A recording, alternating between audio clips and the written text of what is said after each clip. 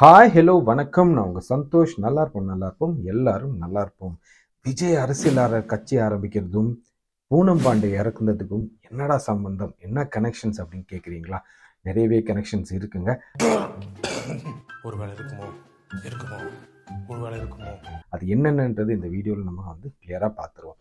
இது வரைக்கும் நீங்கள் நம்ம வீடியோ சேனலில் சப்ஸ்கிரைப் பண்ணலைன்னா சப்ஸ்கிரைப் பண்ணுங்கள், பெல் அமுக்குங்க, ஷேர் பண்ணுங்கள். ஓகே, வாங்க நம்ம வீடியோக்குள்ளே முதல்ல போவோம். விஜய் அவர் கட்சி ஆரம்பிச்சிருக்காரு. கட்சி பேர் பார்த்திங்கன்னா தளபதி விஜய் கழகம் அப்படின்னு ஆரம்பிச்சிருக்காரு. என்னது இல்லையா? ஓகே, தமிழக வெற்றி கழகம். ஸோ தமிழக வெற்றி கழகம், வெற்றினா விஜய், விஜய்னா வெற்றி அப்படின்றது அதோட மீனிங்காகவும் இருக்கும், அவரோட லைஃப்பில் இது வரைக்கும் அவர் பண்ண விஷயங்களாகவும் இருக்கும். ரெண்டுமே அர்த்தம் ஒன்று தான். விஜய்ன்றதாலே வெற்றி அப்படின்ற மாதிரி தான் வருது. ஸோ இது ரொம்பவே வரவேற்கப்பட வேண்டிய ஒரு விஷயம். ஸோ இது யாரை கேட்டாலும் அரசியலுக்கு யார் வேணால் வரலாங்க சார், நல்லா வரணும், எல்லாருமே வரணும் அப்படின்னு சொல்கிற விஷயந்தான். பட் விஜயை பொறுத்த வரைக்கும் விஜய் நல்லாவே ப்ரிப்பேர் பண்ணி இந்த விஷயத்துக்கு இறங்குறாரு அப்படின்னு தான் சொல்லணும். ஃபர்ஸ்ட் ஆஃப் ஆல் ஒரு மேசிவ் டிசிஷன் இது. ஒரு 200 கோடியிலேருந்து 150லேருந்து 200 கோடி வாங்க முடிஞ்ச ஒரு சம்பளம் வாங்கிக்கிட்டு இருக்க ஒரு ஆக்டரு. அவரோட ஓப்பனிங் எப்படின்னா, ஒரு சுமாரான படம் கொடுத்தாலுமே ஒரு 600 கோடி ரூபாயில் போய் நிற்குது அவரோட படங்கள். ஸோ அப்படின்னு இருக்கும்போது அதுக்கு அடுத்தடுத்த ஸ்டேஜ் என்ன, இது வரைக்கும் இனிமேல் யாருமே தொட முடியாத ஒரு ஸ்டேஜுக்கு போய் தமிழ் சினிமாவில் போய் தொடுவாரா அப்படின்றத தாண்டி அதை விட்டுட்டு, இல்லை நான் இது அரசியல் அப்படின்னு முடிவு பண்ணிட்டேன், இதுதான் டைமு, இதுதான் கரெக்டான ஸ்டேஜ் எனக்கு அப்படின்னு சொல்லி இறங்குறாரு. Hats off. 1996 ஒருத்தர் இப்படி சொன்னார், இப்போ வரைக்கும் வரல அவர். ஸோ இது ஏன் அப்படி சொல்கிறேன்னா, இது எல்லாத்தையுமே பார்த்து வந்தவர் விஜய். விஜய் சிவாஜி கணேசன் அரசியலுக்கு ஃபெயில் ஆனதுன்னு தெரியும், எம்ஜிஆர் அரசியலுக்கு சக்ஸஸ் ஆனதுன்னு தெரியும், ஜெயலலிதா அரசியலுக்கு சக்ஸஸ் ஆனதுன்னு தெரியும், விஜயகாந்த் அவர்கள் அரசியலுக்கு சக்ஸஸ் ஆகி அதுக்கப்புறம் அவர் என்ன பண்ணாங்கன்னு தெரியும். சூப்பர் ஸ்டார் ரஜினிகாந்த் அரசியலுக்கு வரேன்னு சொல்லி வராமல் இருந்தனால என்ன நடந்தது, வர்றதுக்கு முன்னாடி அவருக்கு என்னென்ன பிரச்சனைகள் நடந்தது, தைரியமாக வந்த கமலஹாசனுக்கு என்ன நடந்தது. ஸோ இந்த மாதிரி எல்லாத்தையுமே பார்க்குறாரு அவர், எல்லாமே அப்படியே கணிச்சுக்கிட்டே வர்றாரு. அண்ட் அவருக்கு ஒரு பின்னாடி இருக்கிற டீம், அதை பற்றி நம்ம பேசி ஆகணும். ஒரு பிஆர்ஓ டீம், அவங்களுக்கு இருக்கிற டீம் மேசிவ் டீம்ஸ்.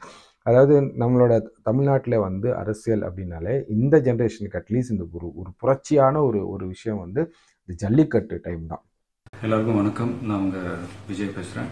ஓகேவா? ஸோ ஜல்லிக்கட்டுலேருந்தே எடுத்துக்கோங்களேன், விஜய் பேசுகிற விஷயங்கள் ஒவ்வொன்றுமே ஒரு அர்த்தத்தை வச்சு, இல்லை சில டைமில் ஓப்பனாகவே, சில டைமில் சூப்பராக கோர்வையாக பேசுறது.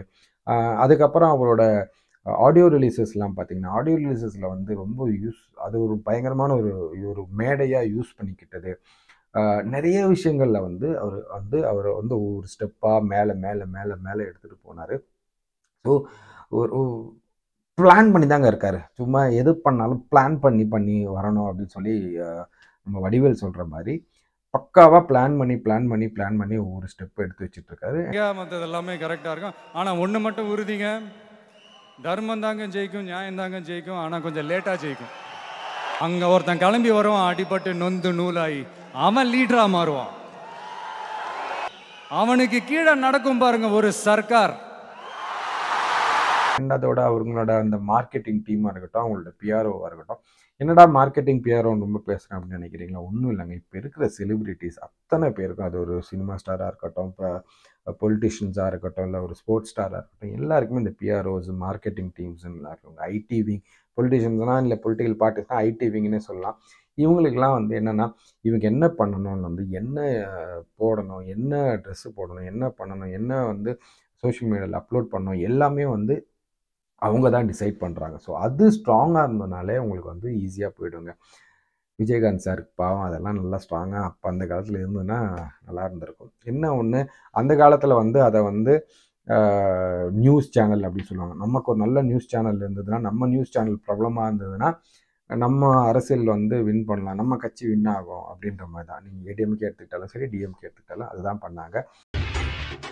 எப்படி நல்லா இருக்கு, நல்லா இருக்கியா, நல்லா இருக்கு, நல்லாவே இருக்கியா, நல்லா இருக்கும்போது மற்ற கட்சிகளும் அதுதாங்க. நீங்கள் காங்கிரஸ் இருந்தாலும் பிஜேபி இருந்தாலும் எல்லாமே அதுதான். நீங்கள் வேர்ல்டு லெவலுக்கு எடுத்தாலும் அதுதான். என்ன மக்களில் போய் சேருது அப்படின்னு பார்த்தீங்கன்னா மீடியம். இந்த மீடியம் வழியாக தான் வந்து மக்களை போய் சேர்றது. அது என்ன காட்டணும், எப்படி காட்டணும் அப்படின்றதும் அதான். விஜயகாந்த் சாரை வந்து பஃபூனா காட்டணும்னு ஆசைப்பட்டாங்க, அது காட்டிட்டாங்க, அது சக்ஸஸ்ஸு.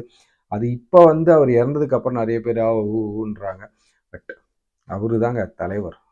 அடுத்தது அப்படி வந்தார். 2வது அரசியலுக்கே எனக்கு தெரிஞ்சு 2வது எலெக்ஷனுக்கே வந்து எதிர்க்கட்சியாக வந்து நின்னார். ஸோ நான் சொல்கிற மாதிரி தான். இப்போ விஜய் வந்து இது எல்லாத்தையும் பார்த்துட்டார். விஜயகாந்த் என்ன பண்ணாங்க, விஜயகாந்த் எப்படி உள்ளே வந்தார், அதுக்கப்புறம் என்ன பண்ணாங்க, கமல்ஹாசன் உள்ளே வந்து அவர் என்ன பண்ண முடியாமல் போயிடுச்சு. ஸோ அந்த மாதிரி எல்லாத்தையும் பார்த்து வர ஒருத்தர் வந்து பிளான்டாக ப்ரிப்பேர்டாக இருப்பார். ஒரு ஓட்டு போடணுன்னா அதை சைக்கிளில் போய் ஓட்டு போட்டு அதுக்கு என்ன ஒரு ட்ரெண்டிங்கை கொண்டு வந்தார். ஸோ என்ன பண்ணால் என்ன வந்து கிளிக் ஆகும் அப்படின்றது அவங்க மார்க்கெட்டிங் ஏஜென்ட்டுக்கு தெரியுது. அது பக்காவாக பண்ணுறாங்க. இது என்ன பிரமாதம்? இது விட பெசலைட் ஒண்ணு இருக்கு. கூவுடா. என்ன ஒரு விஷயம் அவருக்கு பெருசாக பார்க்கணும் அப்படின்னா அவங்க டீம். இதுக்கப்புறம் அவர் சேர்க்க போகிற டீம்ஸ் எப்படி இருக்க போகுது. ஏன்னா இது ஒரு ஆள் நினைச்சா பண்ண முடிஞ்ச விஷயம் கிடையாது. இதுக்கப்புறம் இருக்கிற டீம்ஸ் விலைக்கு போகாமல் இருக்க வேண்டிய ஆளுங்க. ஸோ இதெல்லாமே வந்து அவருக்கு பெரிய ஒரு இதுவாக வரும். ஒரு ராகுல் காந்தியை பஃபூனா காமிச்சதுமே மார்க்கெட்டிங் தான். ஸோ என்னை பொறுத்த வரைக்கும் ஒரே ஒரு விஷயம்தான், வரவேற்கப்பட வேண்டிய ஒரு விஷயம். So let's all support him. Seeman அண்ணன் நிறைய பேர் அரசியலில் வந்த எல்லாரும் பற்றி சொல்ல, நான் சீமானை பற்றி சொல்லணும்னா அப்புறம் அவள் தான் கமெண்ட்ஸில் வந்து கழுவியே ஊற்றிடுவாங்க. ஸோ சீமான் அண்ணனும் அதே தான்.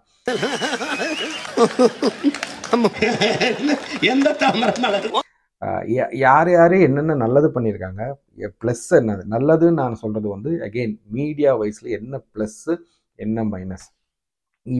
முன்னாடிலாம் வந்து நீங்கள் வந்து நல்ல ஒரு தலைவர் வரணும், ஒரு ஒரு ஒரு ஒரு மாபெரும் நல்ல மனுஷன் வரணும் அப்படின்னு சொல்லுவோம். என்னை பொறுத்த வரைக்கும் இட்ஸ் ஜஸ்ட் மை ஒப்பீனியன், நல்ல அட்மினிஸ்ட்ரேட்டிவ் ஆஃபீஸர் வரணும். ரைட், நல்ல மூளை கொண்ட ஆளுங்களை நல்ல இடத்துல உட்கார வைக்க தெரியணும்.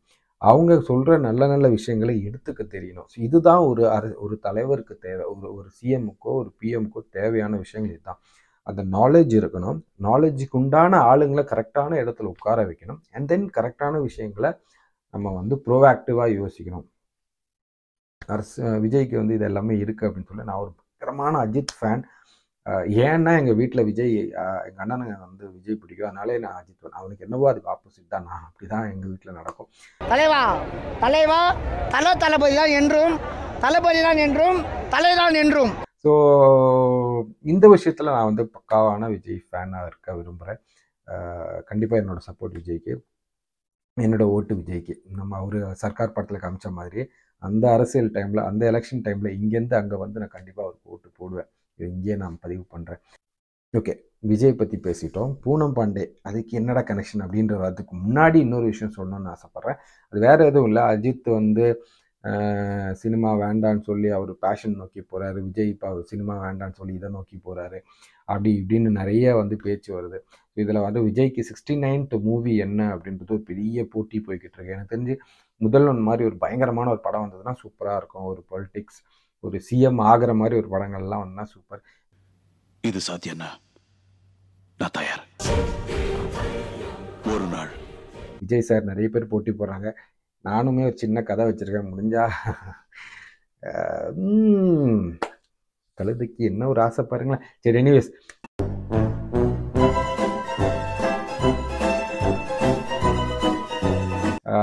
இருக்குது சார். நீங்கள் ரெடியாக இருந்தாலும் சொல்லுங்கள், நம்ம எப்படியாவது அதை ஒரு தூண்டலில் போட்டு விடுவோம். நீங்கள் பாருங்கள், ஓகேண்ணா. But again jokes apart, but I really want, joke இல்லைங்க, நிஜமாகவே கதை இருக்குது. அது கிட்டத்தட்ட சர்க்கார் இந்த மாதிரி படங்கள்லாம் வந்துருச்சு அதுக்கு அதை மாதிரியே. பட் இது வந்து கண்ண ஒரு சிஎம்மாக வந்தால் என்னெல்லாம் பண்ணலாம் அப்படின்ற விஷயங்கள் தான். பட் எனிவேஸ் நம்ம மேட்ருக்கு வருவோம். ஸோ என்ன சொல்ல வரேன்னா, ஸோ இவங்க போயிட்டா அவங்க போயிட்டா இனிமேல் படம் என்ன ஆகும், இனிமேல் சினிமா இண்டஸ்ட்ரி என்ன ஆகிடும் அப்படின்ற நிறைய கேள்வி இருக்குது. சூப்பர் ஸ்டார் சார் 4 படம் வச்சுருக்காங்க. அப்புறம் கமல் வந்து கண்டினியூஸாக 4 படம் பண்ணுறாரு. ஸோ இவங்களும் போயிடுவாங்க இன்னும் கொஞ்சம் நேரத்தில். எங்கெங்கே போயிடுவாங்க? You need to understand one thing. ஒன்று, சினிமா வந்து சாகிற வரைக்கும் நடிக்க முடிஞ்ச ஒரு இண்டஸ்ட்ரி. ரைட், இப்படி தான் நடிக்கணும்னும் போது தான் ப்ராப்ளம் வரும். ஸோ அது வந்து எனக்கு தெரிஞ்சு சூப்பர் ஸ்டார்ஸுக்கு லால் சலாம் அப்படின்ற ஒரு படம் அவர் ஒரு கேரக்டராக தான் பண்ணியிருக்காரு. அப்படின்னும் போதே அது பெரிய விஷயமா அவரோட ஃப்யூச்சரை வந்து அந்த இந்த மாதிரியும் படங்கள் பண்ணலாம் அப்படின்றது ஒரு பெரிய இதுவாக வரும். அதுவே வந்து ஒரு பெரிய ஓப்பன் தான். And plus Kamal again he will not be அவருக்கு ஒரு விக்ரம் வந்துச்சு, பெரிய ஒரு வசூல் கொடுத்துச்சு அப்படின்றதுனால அவர் வந்து டேரிங் மனுஷனுங்க. என்ன வேணால் பண்ணலாங்க. அவர் என்ன பண்ணாலும் படம் நடிக்க முடியுங்க. அவர் ஒரு 80 வயசு ஆனாலும் 80 வயசில் ஒருத்தரை வச்சு எப்படி ஒரு ஆள் வந்து எப்படி அவரை எப்படி ஹீரோவாக காட்டுற மாதிரி ஒரு கதை அவரால் எடுக்க முடியும். அதுவும் பண்ணுவார் கண்டிப்பாக. அண்ட் இதெல்லாம் இல்லைனா கூட நான் முன்னாடியே சொன்ன மாதிரி மீடியா டிசைட் பண்ணுங்க அடுத்த ஸ்டார் யாருன்றது அவங்களே வந்து பயங்கரமாக காட்டும்.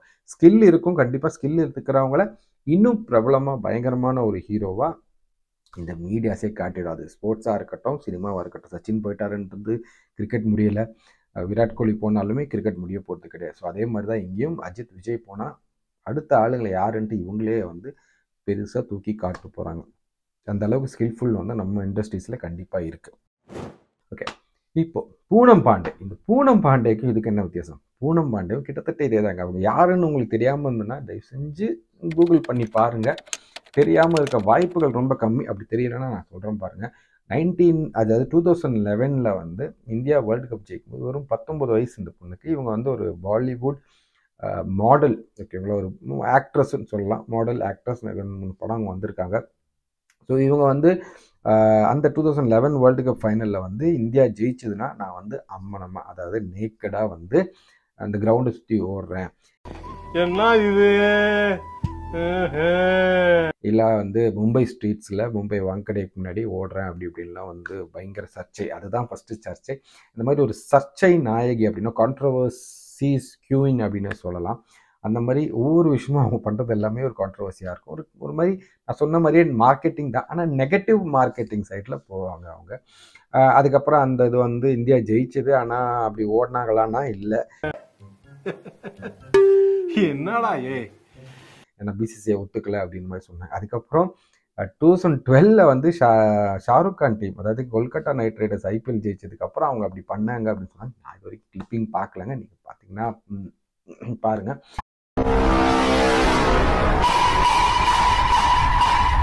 பட் அகைன் அது ஒன்று. அதுக்கப்புறம் வந்து கோவாவில் ஏதோ ஒரு ஷூட்டிங் ஸ்பாட்டில் வந்து ஒப்சீன் சீன்ஸ் ஷூட் பண்ணாங்கன்னு சொல்லி போலீஸ் அரெஸ்ட் பண்ணது. இந்த மாதிரி நிறைய விஷயங்கள் வந்து நெகட்டிவ் மார்க்கெட்டிங் மூலமாகவே தேடி போய் இது தப்பா ரைட்டா அப்படின்றதுக்கு நான் இங்கே உட்காரல. But again it is all depending on that person. என்னை பொறுத்த வரைக்கும் லைஃப்பில் எதுவும் தப்பு ரைட்டுன்னு கிடையாது. எனக்கு என்ன சரி அது நான் பண்ணுவேன். அதே மாதிரி தான் அவங்களும். பட் இது ஏன் அப்படி சொல்ல வரேன்னா, இந்த விஷயம் ஏன் இப்போ அவங்கள பற்றி ஏன் பேச வரோம் அப்படின்னா, இப்போ நிறைய யூடியூபர்ஸ் பார்த்திங்கன்னா மதன் கௌரியிலேருந்து எல்லாருமே வந்து பூனம் பாண்டே அந்த மாதிரி அவங்க நடந்த விஷயம். இப்போ லாஸ்ட் 2 days முன்னாடி பூனம் பாண்டே இறந்துட்டதா வந்து ஒரு நியூஸ் அறிவிக்கப்பட்டாங்க. சர்விக்கல் கேன்சர், இந்த சர்விக்கல் கேன்சர் மூலமாக பூனம் பாண்டே இறந்துட்டாங்க அப்படின்னு ஒரு அனௌன்ஸ்மெண்ட் வந்தது. 2 daysக்கு அப்புறமாவே வந்து அது இல்லை, அது ஒரு அவேர்னஸ்க்காக நான் பண்ணேன் அப்படின்ற மாதிரி சொன்னாங்க. எனக்கு என்னமோ இது வரைக்கும் அவங்க பண்ணதில் இது வந்து நம்பர் 1 ஆர் தி பெஸ்ட் அப்படின்னு சொல்லலாம். ஏன் அப்படி சொல்கிறேன்னா, ஃபஸ்ட்டு விஷயம் அது பார்க்குறவங்க நிறைய பேர் வந்து என்ன நினச்சிருப்பாங்கன்னா, 100ல் 90 பேர் நினச்சிப்பாங்க இவெல்லாம் இப்படி தான் நான் சாகணும் அப்படின்னு. அந்த மாதிரி ஒரு ஓகே சர்விக்கல் கேன்சர் வந்து செத்தாங்களா, இவங்க இப்படி தான்டா சாகணும் அப்படின்ற மாதிரி எண்ணம் வந்திருக்குமோ அப்படின்றது எனக்கு தோணிச்சு திடீர்னு. ஏன்னா நான் ஃபஸ்ட்டு உண்மையாக சொல்ல போனால் நானுமே என்ன பண்ணேன்னா, நான் அது பார்த்தோன்னே என்ன பண்ணேன், ஃபஸ்ட்டு போய் சர்விக்கல் கேன்சர்னா என்ன அப்படின்னு கூகுளில் போய் சர்ச் பண்ணி அது என்னன்னு கண்டுபிடிக்க ஆரம்பித்தேன். ஸோ அப்படி பார்க்கும்போதே நமக்கு வந்து ஓகே ஐயோ ஓகே அப்படியா, என்னென்னா இது வந்து விமன்ஸ்க்கு அவங்களோட வெஜினாவில் வர ஒரு கேன்சர். ஓகே, நமக்கு எல்லாருக்குமே அங்கங்கே இப்போ throat cancer, stomach cancer, brain cancer அப்படின்ற மாதிரி இது வந்து அவங்க வெஜினாவில் வரக்கு உண்டான ஒரு கேன்சர். இதை பற்றி நமக்கு தெரிய வைக்கணும் அப்படின்றதுக்கு உண்டான ஒரு மார்க்கெட்டிங். அது நெகட்டிவ் மார்க்கெட்டிங்காக இருந்தாலுமே இட் ஒர்க்ட் ஆக்சுவலி அப்படின்னு தான் சொல்லணும். ஏன்னா நிறைய பேர் அது கண்டிப்பாக போய் சர்ச் பண்ணியிருப்பாங்க.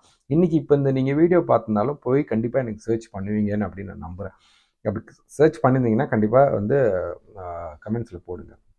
பிகாஸ் ஏன் சொல்ல வரேன்னா, எல்லாமே எல்லாருக்குமே தெரியணுன்றது இல்லை, அது எப்படி கொண்டு போய் சேர்க்குறாங்கன்றதுக்குமே வந்து ஒரு பெரிய வேல்யூ இருக்குது, right? But end of the day result என்ன அதுதான் வந்து நெகட்டிவாக பாசிட்டிவாக அப்படின்றது என்னை பொறுத்த வரைக்கும். இப்போ நெகட்டிவ் மார்க்கெட்டிங் சொன்னாலுமே அந்த எண்ட் ரிசல்ட் சேர்ந்துச்சா? இப்போ நான் அதை போய் தேடணும்னு நினச்சாங்க, அதை பற்றி தெரிஞ்சுக்கணும்னு ஆசைப்பட்டாங்க, அது நடந்தது அப்படின்னு தான் சொல்லுவேன். இதுக்கும் விஜய்க்கும் என்ன கனெக்ஷன் அப்படின்றது மார்க்கெட்டிங், அதை தான் சொல்ல வந்தேன். ஸோ மார்க்கெட்டிங் அப்படின்றது விஷயம் கரெக்டான விதத்தில் கரெக்டான அந்த எண்ட் ரிசல்ட் தேடி கரெக்டாக போய் சேர்ந்துச்சுன்னா எல்லாருமே சக்ஸஸ் தான். எல்லா விஷயத்துலையுமே அவங்க வந்து வெற்றி அடையப்படுவாங்க அப்படின்னு தோணுது, நம்புகிறேன். ஸோ எப்படி இந்த விஷயம் வந்து நெகட்டிவாக போய் சக்ஸஸ் ஆனாலுமே at least I feel it is success because நான் போய் தேடினேன், நான் என்னை பற்றி தான் சொல்ல முடியும். அதே மாதிரி தான் தளபதி விஜய் சாரி என்னது தமிழக வெற்றி கழகம் வந்து பராசக்தி ஹீரோடா பேரை கேட்ட உடனே சும்மா அதறது இல்ல, கண்டிப்பாக ஒரு சக்ஸஸ்ஃபுல்லான இதுவாக மாறும் அப்படின்னு நம்புகிறேன். நிறைய நல்ல விஷயங்களும் பண்ணுவாங்க அப்படின்றது சாலிடாக நம்புகிறேன். எனிவேஸ், என் சப்போர்ட் விஜய்க்கு. பூனம் பாண்டே இந்த விஷயத்துக்கு நான் சப்போர்ட் பண்ணுறேன். Signing off. உங்களுக்கு இந்த வீடியோ பற்றி என்ன தோணுச்சோ அது கமெண்ட்ஸில் போடுங்க. கழுவி ஊற்றுறதா இருந்தாலும் பரவாயில்ல, போடுங்க, பார்ப்போம். எனிவேஸ், நல்லா இருப்போம், எல்லாரும் நல்லா இருப்போம். பாய்.